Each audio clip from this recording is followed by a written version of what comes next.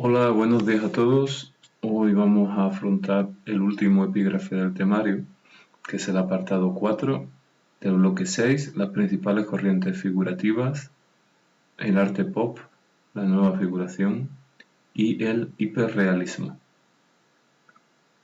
Para ello, como ya os dije, el bloque 6 no tiene un tema teórico para el que ayudarse, así que habría que visitar mi blog. Os recuerdo la dirección, a ver si puedo.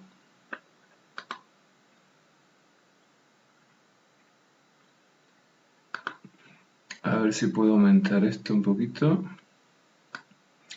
La dirección de mi blog sería kiko-mediosociales.blogspot.com y si vais a etiquetas, seleccionáis el apartado de etiquetas en el menú de la derecha, vais a esta de aquí, segundo segundo de bachillerato de arte, y la primera entrada, el bloque 6, trata de la segunda mitad del siglo XX. Esto es un tema que se introdujo en el temario ahora unos 3 años y que rara vez cae en EBAU. Prácticamente no tenemos obras que caigan en EBAU, salvo el Guggenheim de Bilbao, de Frank Gehry, y una de las obras que vamos a ver hoy, de Antonio López. Bueno, vamos allá. Vamos allá con el pop art. Vamos a bajarle esto para que no se vean las direcciones. Bueno, pues si vais a Wikipedia, pues veréis que el arte pop, también conocido como pop art en inglés, es un movimiento que surge en el Reino Unido y en Estados Unidos, o sea, básicamente es un movimiento anglosajón que se da a mediados del siglo XX. ¿En qué se inspira? Pues se inspira en los anuncios publicitarios, especialmente en el mundo del cómic, y va más allá del mundo del arte. De hecho, se habla de arte pop, pero también se habla de la música pop y se habla incluso de una cultura que podemos llamar popular, que se recoge con este término. Bueno, ¿quiénes son los artistas que más han influido en la creación del arte pop? Por un lado tenemos a Andy Warhol, que como veis ahí nació en 1928, o sea, prácticamente con la crisis del 29, y falleció en 1987, norteamericano, y bueno, fue uno de los creadores, alcanzó fama mundial, como dice aquí la entrada de Wikipedia, y fue uno de los creadores del arte pop. La obra de Warhol es muy característica, como vemos aquí. ¿Por qué? Pues porque toma personajes del mundo de los medios de comunicación de masa. Por ejemplo, es muy famosa las obras que hace sobre Marilyn Monroe, cambiando las tonalidades y los colores. Y también siguiendo un poco la estética del mundo del cómic. También especialmente famosa son sus latas de tomate Campbell, a ver si aparecen por aquí. Toma una marca de sopa de tomate y de judías, beans, ¿no? Y como vemos aquí reproduce la lata en repetidas ocasiones. El retrato de Marilyn, o por ejemplo las latas de tomate con distintas tonalidades.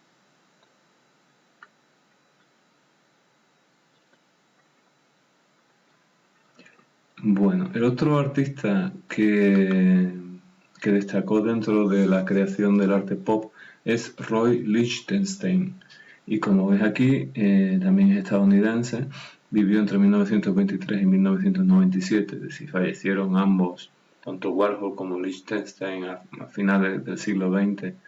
Y bueno, fue un pintor estadounidense de arte pop, artista gráfico, escultor y conocido por sus interpretaciones a gran escala del arte del cómic.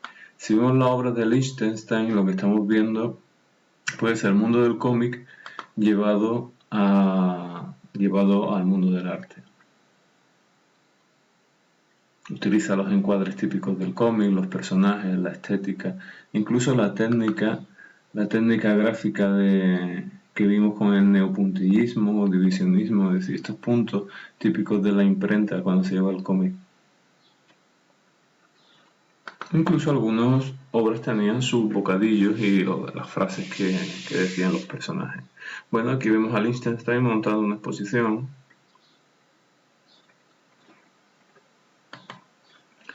El otro estilo artístico del que vamos a hablar es la nueva figuración. Vamos a hablar de un artista que se llama Francis Bacon. ¿Qué es eso de la nueva figuración? O neofiguración, bueno, o pintura neofigurativa. Como viene ahí, como indica la entrada de Wikipedia, en la segunda mitad del siglo XX hay un movimiento de reacción frente al arte abstracto y hay una vuelta a la pintura figurativa, es decir, a representar la naturaleza, a representar la realidad. Sin embargo, esa representación de la realidad no va a ser mimética, no se va a intentar reproducir la realidad tal como es, sino que los pintores tratan la realidad de una forma expresionista, de una forma informal. Se desarrolla a partir de los años 50 y 60 y uno de los principales representantes es Francis Bacon. Como ves aquí, Francis Bacon pues, vivió también en el siglo XX, de 1909 a 1992, falleció en España. Y si vemos la obra de Francis Bacon, pues vemos que es cierto que se vuelve a la figura, ¿no? Se vuelve a la realidad. Sin embargo, es una realidad pues fea, deforme, que está muy modificada por el autor. Este de aquí es una obra famosa de Francis Bacon y yo no sé si os recuerda a alguna obra que hemos visto, pero se inspira en Velázquez y el retrato de Inocencio X. Pero claro, la diferencia es que este Inocencio X pues parece sacado de una película de terror. También tenemos otra inspiración. No sé si os acordáis que en Rembrandt vimos el buey desollado. Entonces, digamos que Francis Bacon aquí está bebiendo de dos obras interesantes de la historia del arte. Una de Rembrandt y otra de Velázquez, interpretándolo lógicamente con su particular mirada. Esto es un autorretrato.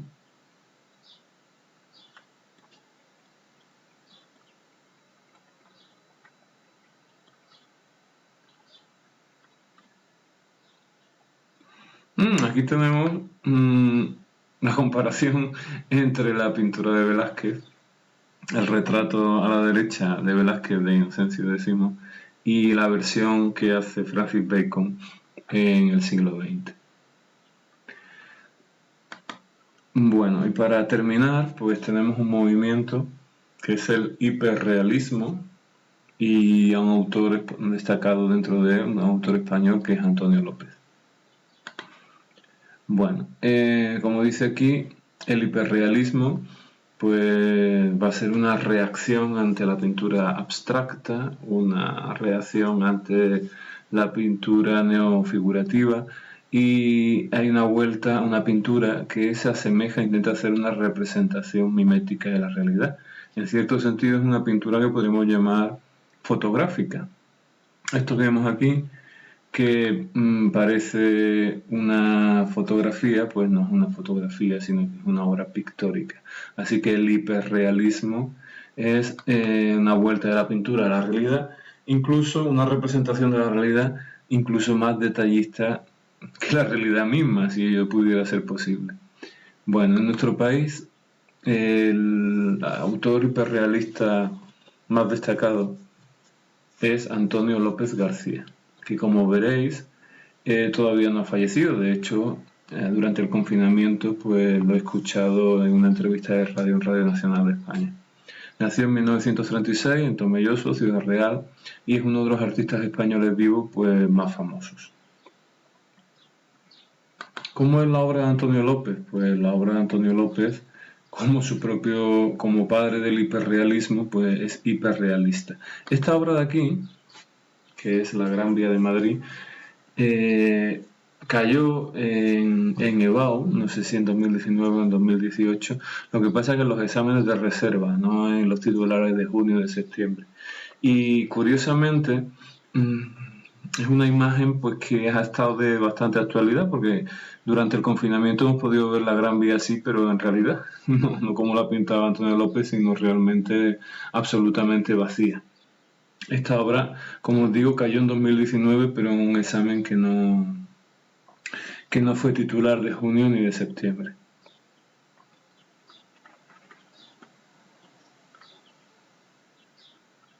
Esto es un autorretrato.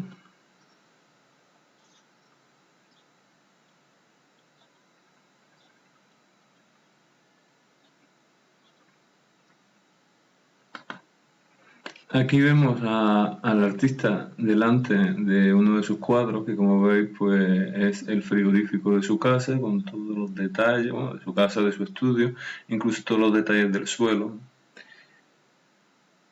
Y otra obra bastante famosa de Antonio López es esta de aquí, el lavabo y espejo. Vemos el mismo tipo de suelo, las paredes con azulejos del baño, el espejo, las típicas cosas que tenemos en el cuarto de baño, ¿no? Cepillo de dientes, los utensilios para el afeitado. Y aquí lo vemos con un retrato de la familia real. Los reyes le encargaron un retrato de familia a Antonio López, y bueno, hará no sé si 2 o 3 años, pues Antonio López entregó la obra. A lo mejor se aprecia mejor en esta imagen.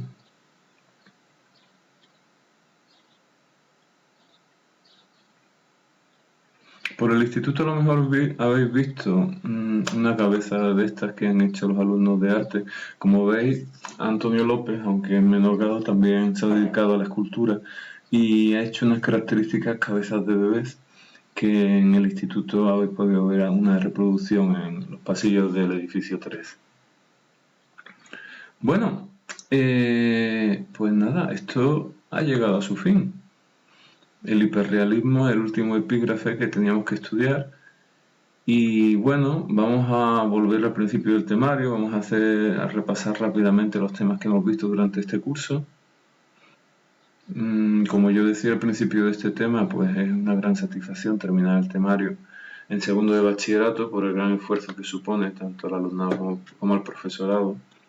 Son 12 temas a lo largo de los cuales pues hicimos una introducción extensa, no sé si os acordáis, hablamos de la prehistoria, del arte egipcio, fuera del programa, de la asignatura, y empezamos el programa pues con el tema 1, que sería el arte griego, el tema 2, que era el arte romano, el tema 3, el arte paleocristiano y arte bizantino, el arte 4, arte hispano-musulmán, el arte 5, el tema 5, perdón, arte románico, el tema 6, arte gótico, el tema 7, arte del Renacimiento y del manierismo, el tema 8, arte barroco,